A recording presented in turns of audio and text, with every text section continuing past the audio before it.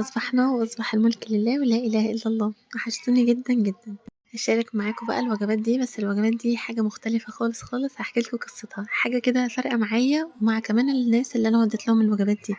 في البداية كده أنا هاشارك معاكم الطريقة يعني وكل حاجة، مش مصورة بتفاصيل، بس بعد كده أنا عملت منها نفس الوجبة دي عملتها تاني ومصورة إن شاء الله التفاصيل أكتر من كده.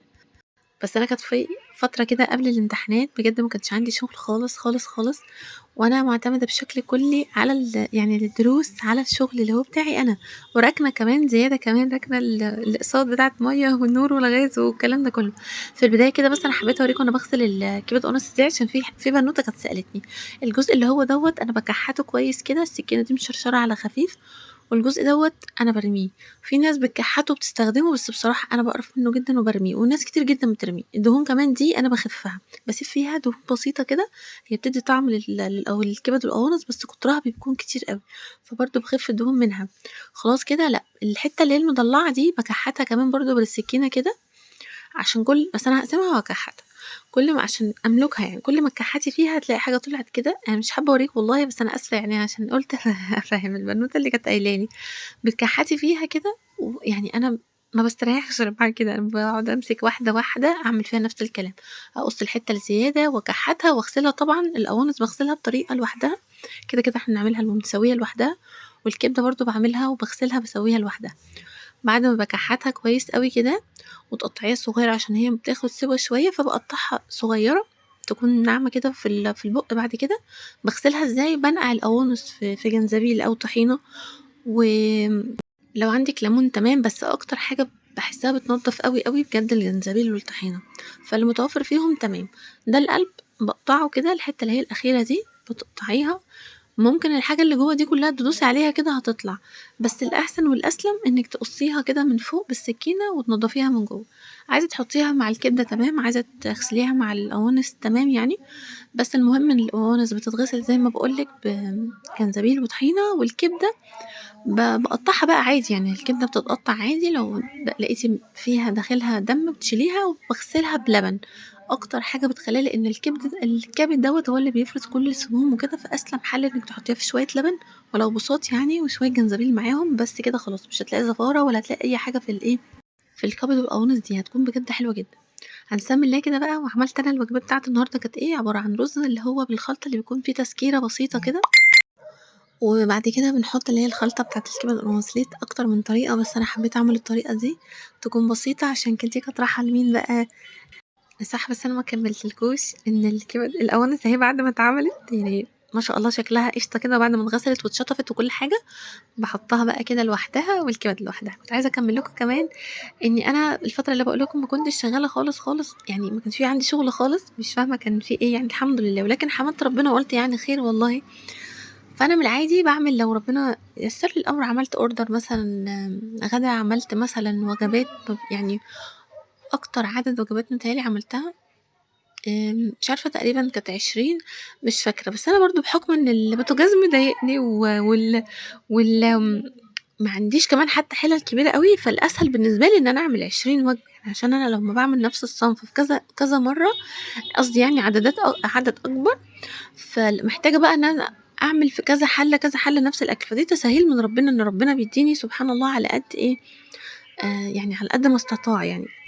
فأنا عارفة إن دي حاجة ما تزعّلش. فالغريبة بقى إن أنا جيت أول ما استعنت بالله وداخلين بقى على الامتحانات وأكتر فترة عايزة أدخّل ولادي فيها الدروس ومش عارفة إيه، والله ربنا رزقني سبحان الله، ألف حمد وشكر ليك يا رب. لقيت شغل كده من غير ما أعمل بقى أنا، يعني بس دعيت ربنا واستعنت بالله، يا رب فكها من عندك يا رب، قُلت يا رزاق يا ذا القوى المتين ارزقني. والله العظيم تاني يوم صحيت لقيت كذا حد طالب مني order، وبالذات بقى الorder دوّة ما شاء الله. غير إن في واحدة حبيبتي والله عملت order قالت لي عشان ربنا يفكها عليكِ طلّعيه لله. شُفتِ؟ يعني كفاية إن ربنا رازقني بناس كويسة كده. المهم ربنا الحمد لله رزقني وعملته، كمان والأجمل من كده، يعني الحمد لله ربنا رزقني الحمد لله دايمًا كل مرّة باجي أطلّع وجبات لله والله العظيم أنا أعرف ناس كتير جدًا، وفي ناس كتير أوي بتقعد تسألني طَب الوجبات هتعملي إمتى، طَب ما أعرفش إيه، وساعات كمان دار الأيتام بيتصلوا بيّا ما فيش طَب إلا النهارده، طَب ما أعرفش إيه، ففي بجد ناس كتير جدًا، ولكن أنا برضه باستعين بالله كل مرّة أقول يا رب استعنت بيك يا رب أكتر حد مستاهل تروح له الوجبات دي، والهمني يا رب بالصح إن أنا أعمله، كل مرّة لازم أدعي كده عشان ربنا ييسّر لي الأمر وتروح فعلًا للي يستحقوها، لإن دي بتبقى أمانة في رقبتي. فالمهم إيه اللي حصل، المرّة دي يعني كانت الحمد لله بفضل ربنا الوجبات عددها كويس، والله وقعدت أدعي ربنا، ربنا ييسّر لي الأمر، لقيت زوجي جاي بيقول لي ده في ناس يعني صحابه وكده رايحين لأهل غزة، عارفين ربنا يا رب يفُك كربهم يا رب اللهم آمين، بس اللي هم مصابين جامد أوي وخرجوا وجُم عندنا هنا وبيتعالجوا في المستشفيات اللي عندنا هنا، ربنا يشفيهم ويعافيهم يا رب، بجد جايين يعني محتاجين أي حاجة، إن هم بجد، بجد جايين معاهمش أي حاجة لدرجة إن هم معاهمش هدوم حتى، يعني أنا من هنا باقول لكم لو حد عاوز يروح بنفسه يودّي لهم هدوم يا ريت، هُم جايين يا عيني الرجالة ما عندهاش غير الهدوم اللي عليهم والستات كذلك والأطفال كذلك، فهدوم رجالي، هدوم أطفالي، هدوم حريمي، أي حاجة عايزين تروحوا تودّوها لهم روحوا ودّوها لهم، بجد هُم محتاجين أي حاجة تعرفي أنتِ إن أنتِ ما عندكيش غير اللي عليكِ، الموضوع بجد صعب أوي، وبيفرحوا أوي، أوي، أوي، فرحوا أوي، أوي لمّا خدوا الوجبات بجد والله العظيم، وانبسطوا جدًا وبجد يستاهلوا أوي، أوي، ولكن